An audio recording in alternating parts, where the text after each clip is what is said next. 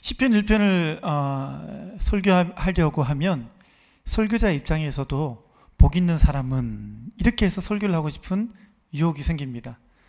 그러나 이 말씀을 다시 제가 한 주간 내내 묵상하면서 준비를 해보니까 시편 1편의 중심 주제는 복 있는 사람이 아니고 시냇가에 심겨진 나무더라고요. 그리고 이 나무가 어떻게 결실하는가, 결실하는 비결에 대해서 1절과 2절이 얘기하고 있고 그 결과에 대해서 3절이 말하고 있으며 그렇게 되지 않을 때에 4절과 같은 엄청난 결과가 있다는 것을 우리에게 말씀해 주고 있더라고요. 어쩌면 시편 1편을 여러분이 이렇게 엄중하게 들어본 적이 처음일 거예요.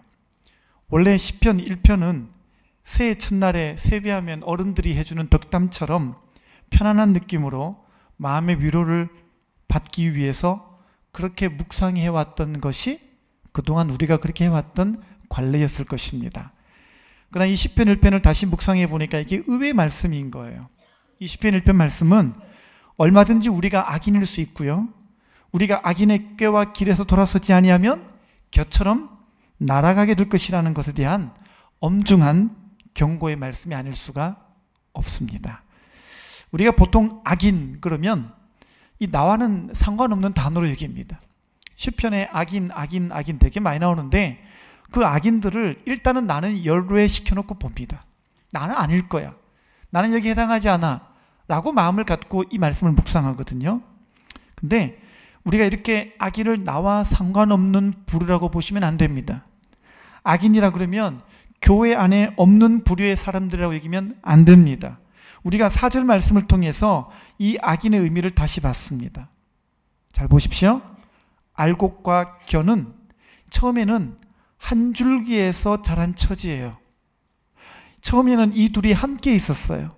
그러나 어느 날 갑자기 한날 그 어떤 그날 알곡과 껍질이 분리되는 순간이 옵니다. 분리되어지면 이게 알곡이 되고 이게 껍질이 되는 거죠. 그때가 되어서야 아, 내가 겨였구나 라고 탄식하는 그날이 오게 된다는 것입니다. 그러나 아직은요, 지금은 우리가 알곡이 될 수가 있어요. 아직은 우리가 주님께서 우리로 하여금 하나님의 시냇가에 심겨진 나무처럼 결실하는 자가 되게 하실 줄 믿습니다. 그래서 그 비결을 우리는 1절과 2절 말씀을 통해서 제대로 배웠습니다. 첫 번째로 1절 보겠습니다. 1절 다 같이 읽어봅니다. 시작. 복 있는 사람은 악인들의 꾀를 따르지 아니하며 죄인들의 길에 서지 아니하며 오만한 자들의 자리에 앉지 아니하고 그랬습니다. 자, 시냇가에 심겨져서 결실하는 사람, 그런 복이 있는 사람은 먼저 어떤 사람입니까? 여기 보니까 악인들의 꾀, 죄인들의 길, 오만한 자들의 자리에 앉지 않는 자다 그랬습니다. 악인들의 꾀, 죄인들의 길, 오만한 자들의 자리에 앉지 않는 자라는 거예요. 그러니까 우리가 먼저 필요한 게 뭐냐면 뭐가 악인들의 꾀인지 분별이 돼야 되는 거예요. 우리는 분별을 안 해요. 오늘 말씀을 보니까 이 분별이 얼마나 중요한가를 우리에게 말해주고 있는 것입니다. 그만큼 우리가요, 말씀을 들을 때 세상의 꾀, 세상의 지식이 혼합되어져서 들어오는 경우가 너무 많아요. 너무 많음에도 불구하고 이거를 분별하지 않고 계속 이것이 하루, 이틀, 1년, 2년 그렇게 반복되다 보니까 내가 그렇게 혼합해서 말씀을 받고 있다는 것을 미처 이제는 인식하지 못하는 상태가 되었다는 것입니다. 여러분, 우리가요 정말 가만히 자세하게 보면은 내가 말씀을 들을 때 얼마나 우리가 말씀을 받는 과정에서 우리가 말씀을 순전하게 안 받는지 몰라요. 말씀을 받는 과정 속에 얼마나 내 안에서 이게 혼잡게 되는 일이 얼마나 다반사인지 모릅니다. 가만히 보십시오.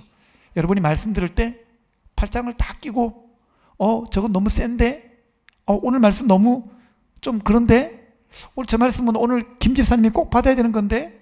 저 말씀은 지금 시대 상황을 너무 모르고 하시는 얘기인데? 이래가지고 세상의 판단과 세상의 판단 기준과 세상 사람들의 생각과 근거로 내가 지금 받고 있는 말씀을 내 마음대로 마름질하는 거예요.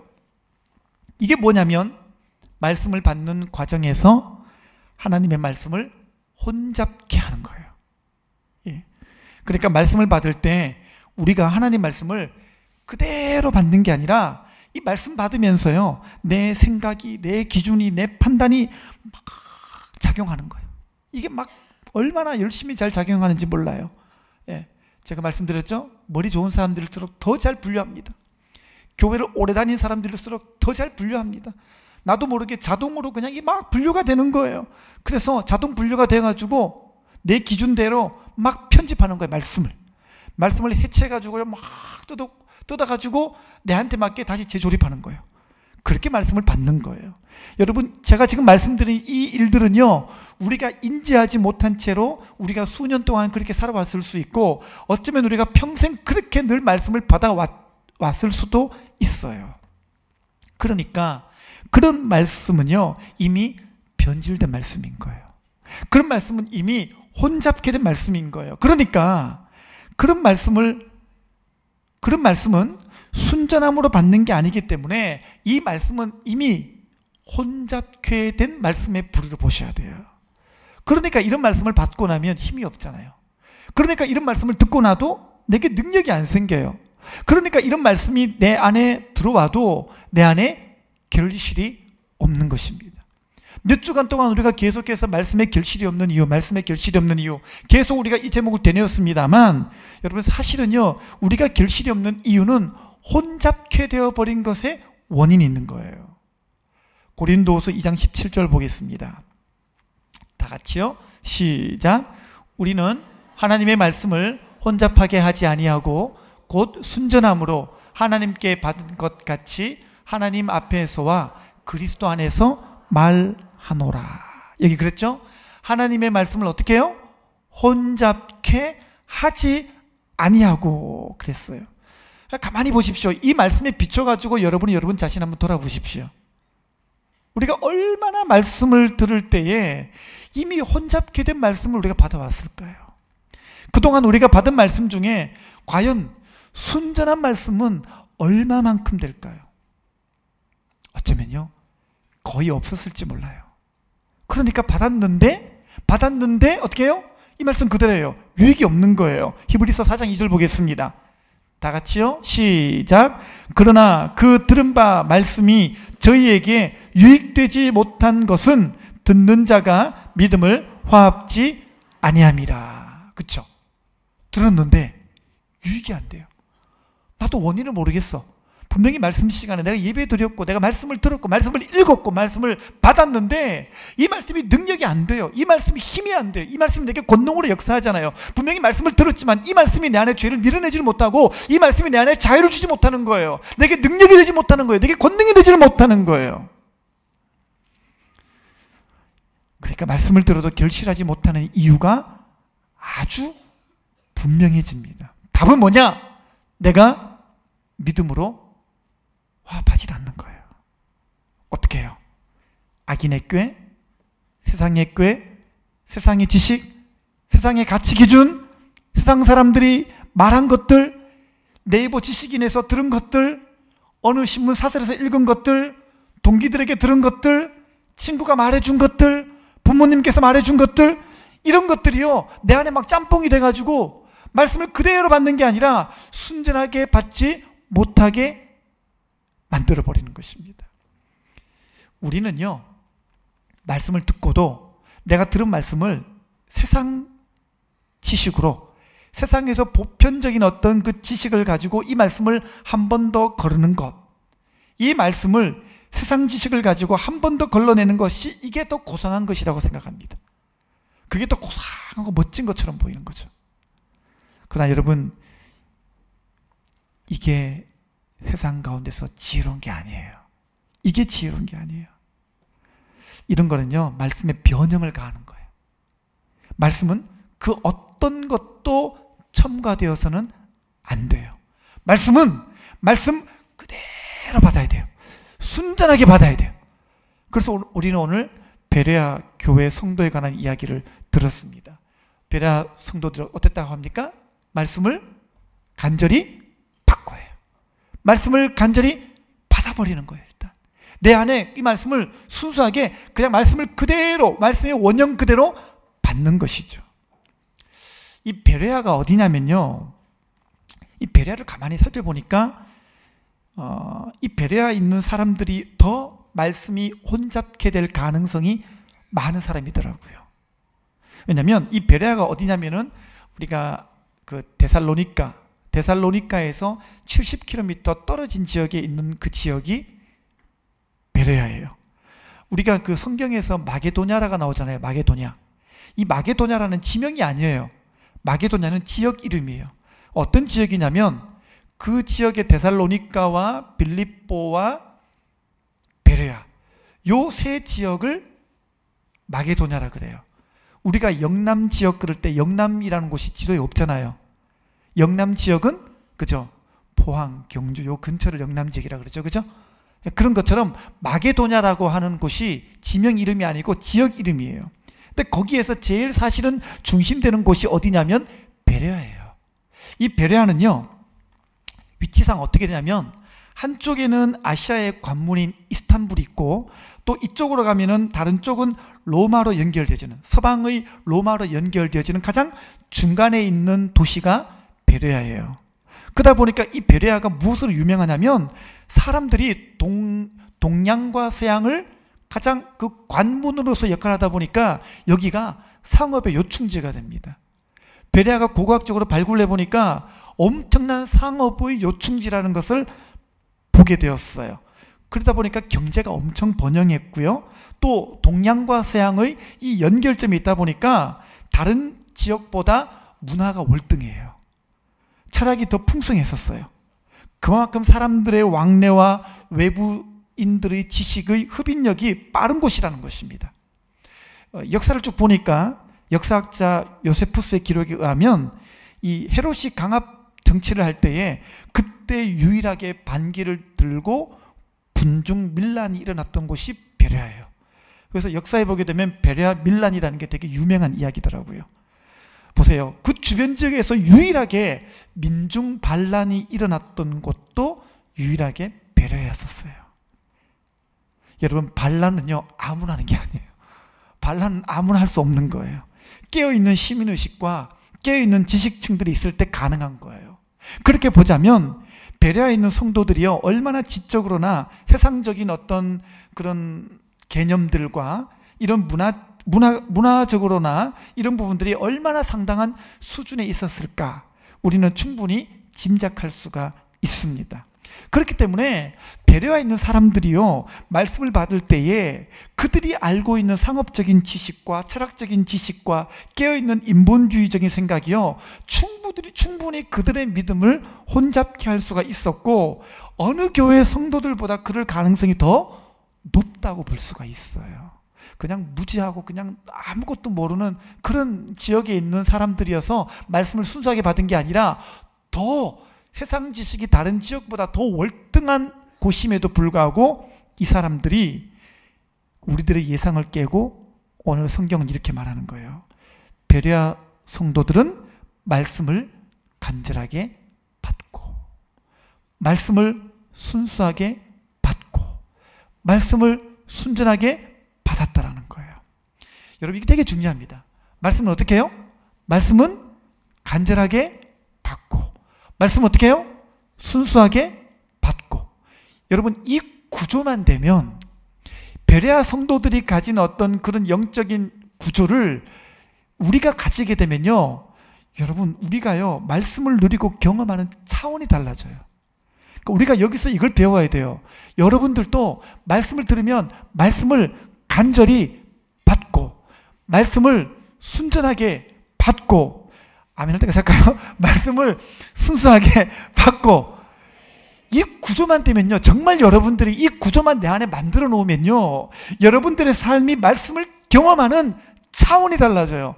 고상하게라는 게 다른 차원이라는 말이거든요. 그러니까 우리가 지금 내가 이렇게 말씀을 듣고도 결실이 안 되고 말씀을 듣고도 능력이 없고 말씀을 듣고도 힘이 없는 이런 일들을 계속 반복하고 있다면 이것을 어떻게 해야 내가 이것을 벗어날까? 어떻게 이런 차원을 내가 벗어날까? 딴 게 없어요. 베레아 성도들처럼 이런 구조를 가지게 되면 말씀을 그냥 순전하게 받아버리는 이런 구조만 내 안에 가져버리면 여러분들이 말씀을 경험하는 차원은요 달라지는 거예요.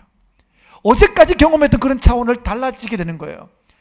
지난주까지 경험했던 차원 또 달라지는 거예요. 오늘부터 새로워지게 될 줄 믿습니다. 여러분 이제는 능히 순전하게 받으시기를 바랍니다. 이제는 능히 주님의 말씀을 말씀 그대로 믿음의 분량대로 다 받아가게 되시기를 바랍니다. 우리가 생각하는 것보다 구하는 것보다 어떻게 해요? 더 능히 하실 하나님. 아멘입니까?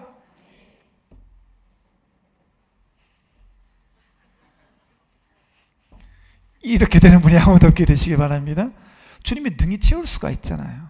요것만 들고 와가지고 요것만 받아가지고 왜 이렇게 나에게 변화를 안 주십니까? 하시면 안 되는 거예요. 오늘 여러분의 믿음의 분량을 여기에서 더 내려가시기를 바랍니다. 여기 0.5리터거든요.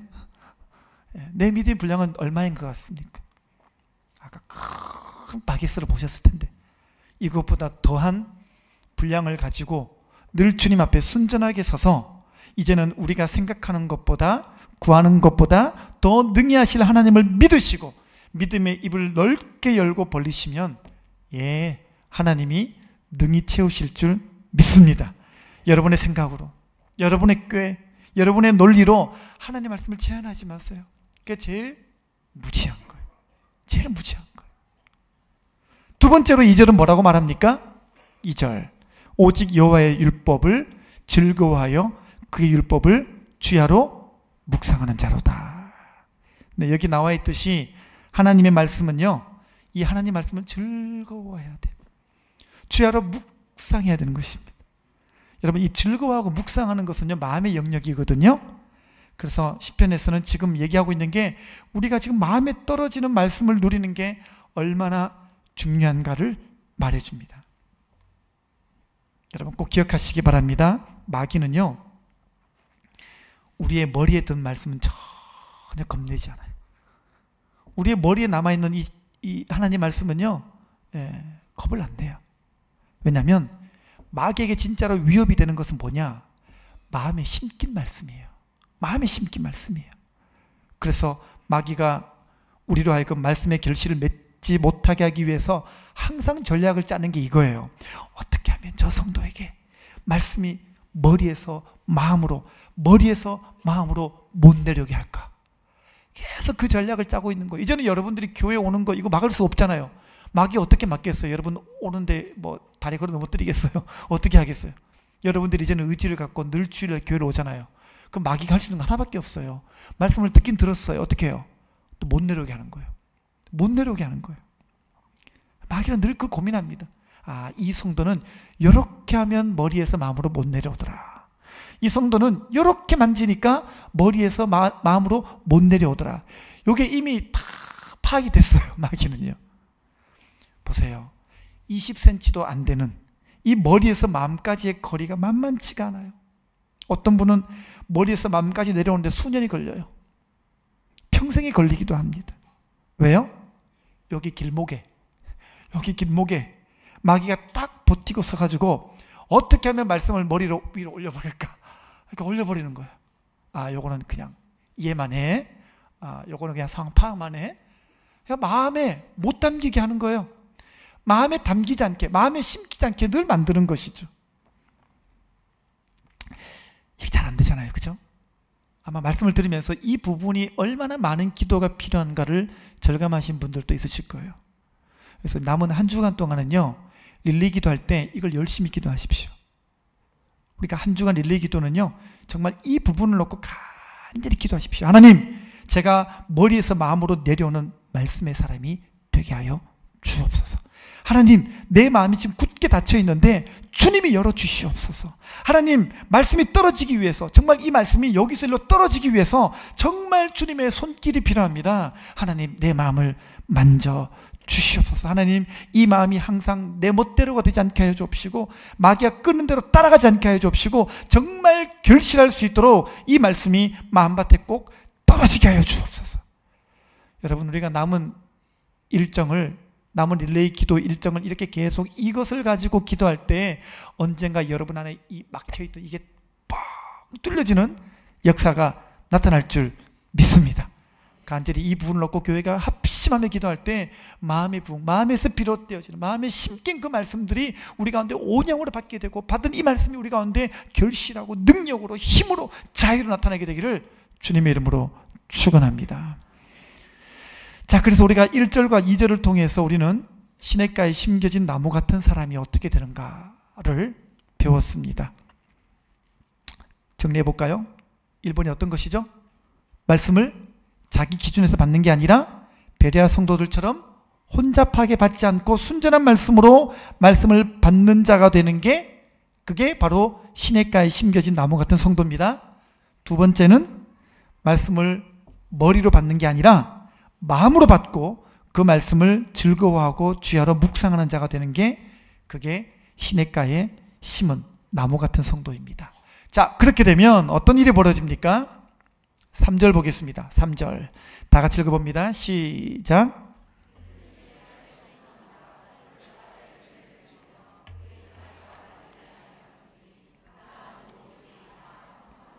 아멘. 여기 보니까 첫 번째로 어떻게 해요? 철을 따라 열매를 맺는다. 신기하죠? 여러분 보세요. 이런 나무가 지금 세상에 있어요, 없어요? 없잖아요, 그죠? 자, 보세요. 나무가 있는데 이 나무가 철을 따라 열매를 맺는 거예요. 지금 우리 저쪽 주차장에 지금 사과나무를 심어놨는데 몇 년이 지나도록 안 맺히고 있습니다. 열매를 맺는다고 하더라도 언제 맺어져요? 가을 되면 맺어지겠죠, 그죠? 보통은 열매 맺는 철이 따로 있어요, 그죠? 근데 이 시냇가에 심은 나무는 어떻게 열매를 맺어요? 그러니까 이 나무가요, 봄에는 사과를 맺고, 여름에는 감을 맺고, 가을에는 복숭아를 맺고, 겨울에는 자두를 맺는, 철을 따라 열매를 맺는 그런 나무가 있어요, 없어요?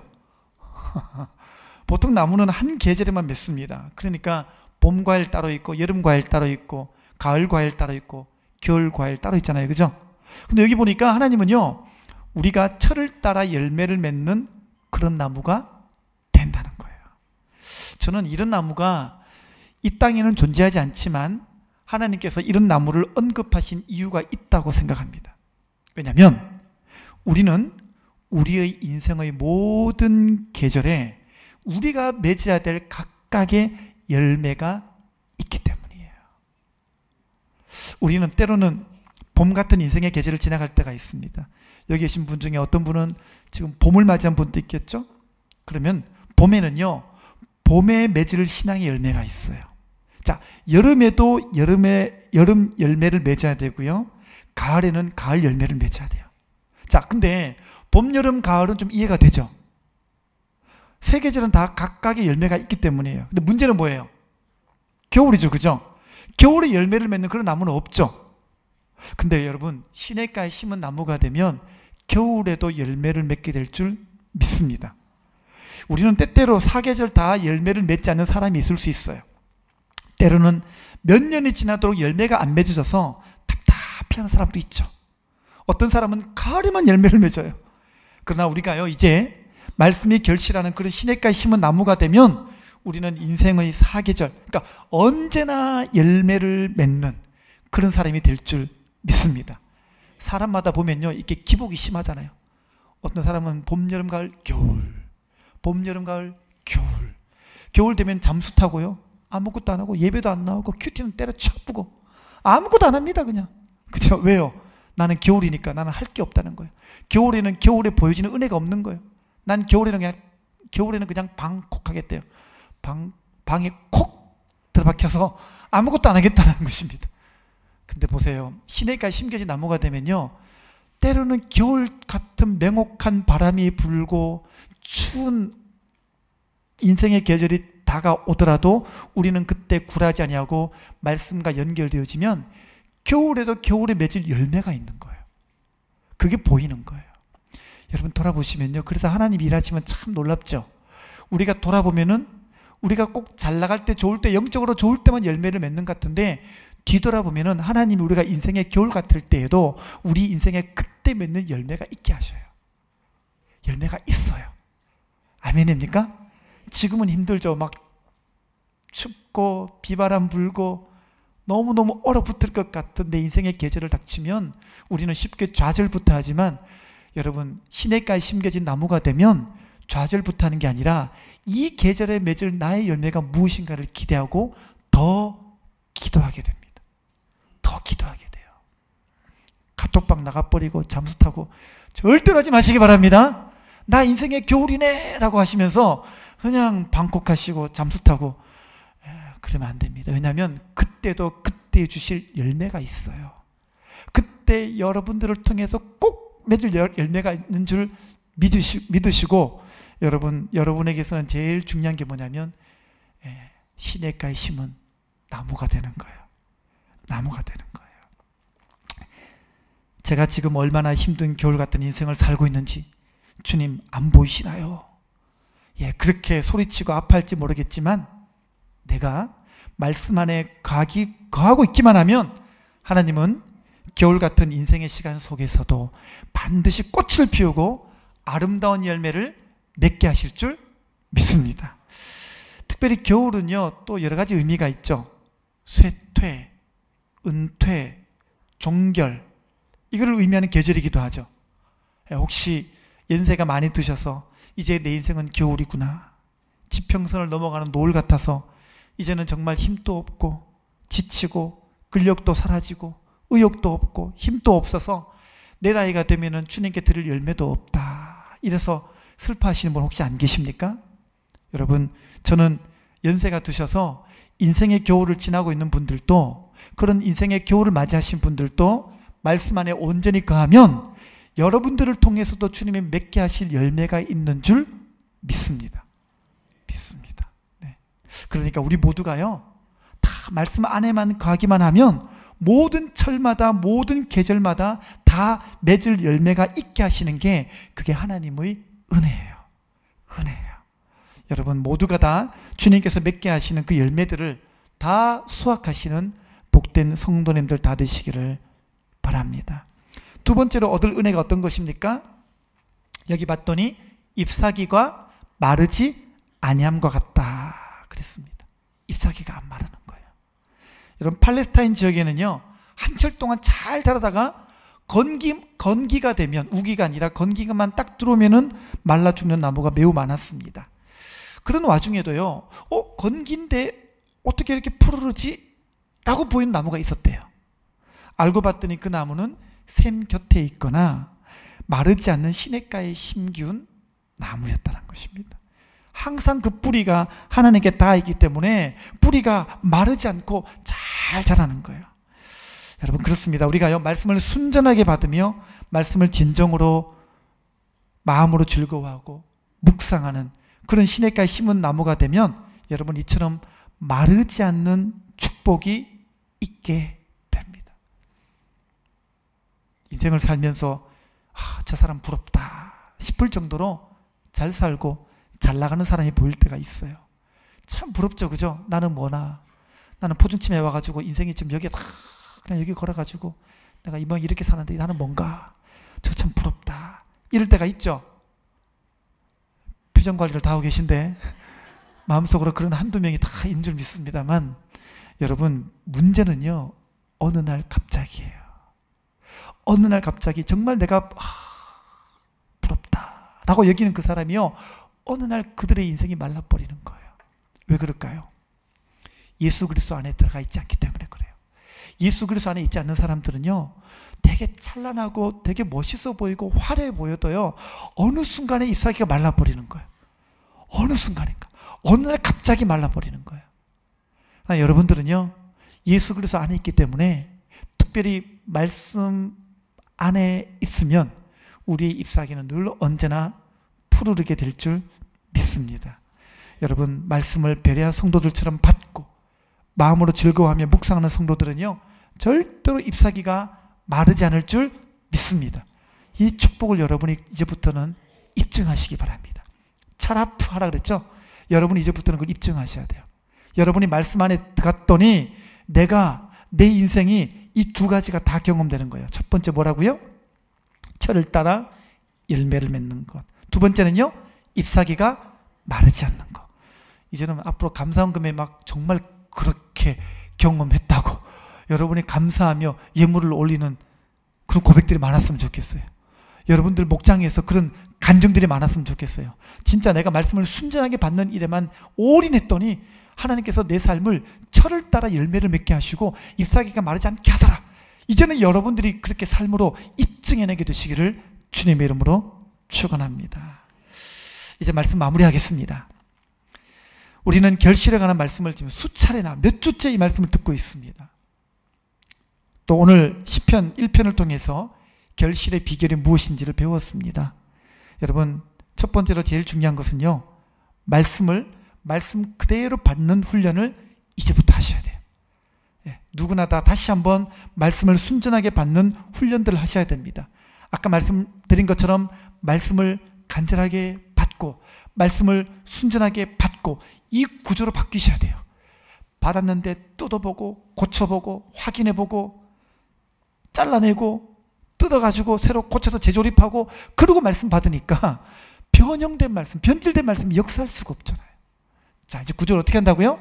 말씀을 순전하게 받고, 같이 해볼까요? 시작. 말씀을 순전하게 받고. 여러분만 해보겠습니다. 시작. 요 구조만 되면 끝이에요. 이 구조만 되면 게임 끝이에요. 그러니까 여러분들이 이제 목장 가서 나눔을 하십시오.